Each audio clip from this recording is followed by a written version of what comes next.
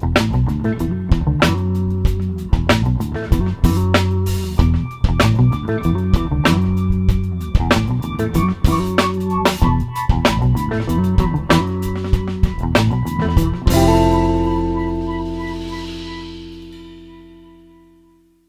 bien, nous voici en compagnie de Bonaparte-Napoléon.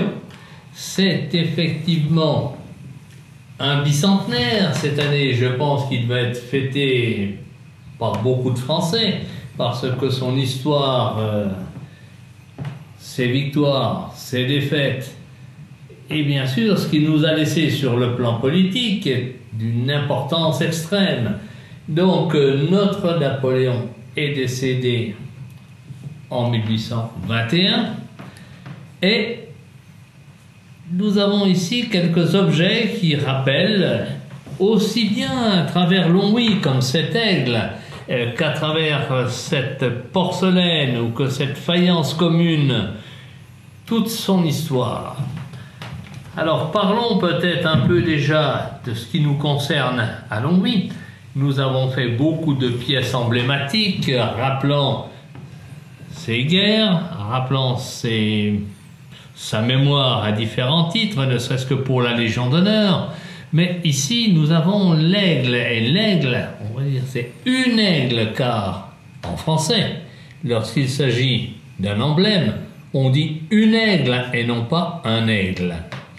Celui-ci a cela de typique, c'est qu'il s'agit de la reproduction des aigles de drapeau que Napoléon, il venait d'être empereur en 1804, a remis à toutes ses troupes, à toute son armée, un tableau très célèbre peint par David un peu plus tard. C'est intitulé « La remise des aigles » où on voit son armée avec tous les uniformes rutilants bien sûr, aussi bien de la cavalerie, de l'infanterie, des gens de l'artillerie,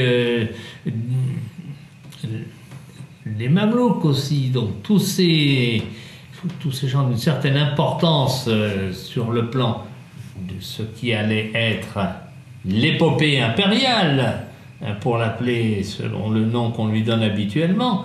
Eh bien, tous les régiments de Napoléon partaient donc avec un drapeau dont le sommet était fiché d'une aigle impériale en bronze. Et pourquoi celui-ci est en Longwy? Pour une raison très simple. En 1969, on a fêté la naissance de l'empereur, le bicentenaire, et le baron d'Huart avait rencontré précédemment une personnalité du monde de l'armée, essentiellement une personne qui fabriquait tous les insignes militaires en bronze et en émail, tous ces insignes militaires que chaque régiment possédait, donc il y en avait énormément, et il s'appelait Drago. Monsieur Drago a demandé à Monsieur d'Huart de lui faire une reproduction de cet aigle fabuleux, une image extrêmement forte du culte impérial.